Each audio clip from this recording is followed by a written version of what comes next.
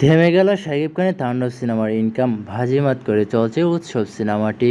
তাণ্ডবকে পেছনে ফেলে একের পর এক রেকর্ড করছে উৎসব সিনেমাটি। দুইটি সিনেমা 30 দিনের টোটাল বক্স অফিস কালেকশন নেটক্রিস সম্পর্কে বিস্তারিত জানতে পারবেন। এদিকে আফরান নিশোর নতুন সিনেমা নিয়েও কথা হবে। চলুন এক নজরে বিষয়গুলো দেখে আসি।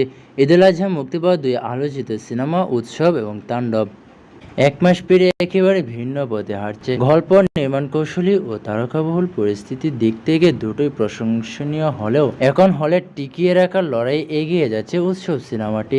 মুক্তির 30 দিন পর ষষ্ঠ সপ্তাহে এসে দেশের সবচেয়ে বড় মাল্টিপ্লেক্স চেইন স্টার সিনেপ্লেক্সে প্রতিদিন 15টি শো পাচ্ছে উৎসব সিনেমা। এদিকে শাকিব খানের তাণ্ডব সিনেমাটি মাত্র 2টি শো পাচ্ছে। 30 দিনে মাল্টিপ্লেক্স থেকে উৎসব সিনেমার টিকিট বিক্রি হয়েছে 5,47,00,000 টাকা। একই সময় তাণ্ডবের সিনেমার টিকিট বিক্রি হয়েছে 10,35,00,000 টাকা।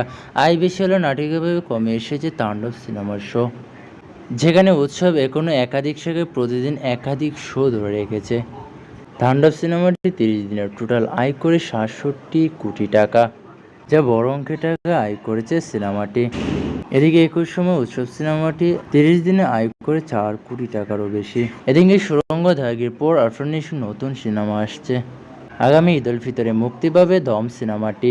সত্য ঘটনা অবলম্বনে নির্মিত হয়েছে নতুন সিনেমা দম, যেখানে প্রথমবারের মতো একসঙ্গে কাজ করছেন জনপ্রিয় অভিনেতা আফরান নিশো ও জাতীয় চলচ্চিত্র পুরস্কারপ্রাপ্ত নির্মাতা রেদওয়ান রনি। এই সিনেমায় আফরান নিশোর সাথেও দেখা যাবে চঞ্চল চৌধুরীকে। তো এই ছিল দম সিনেমার সর্বশেষ আপডেট। আজকে পর্যন্তই, দেখা হচ্ছে নতুন কোনো ভিডিওতে।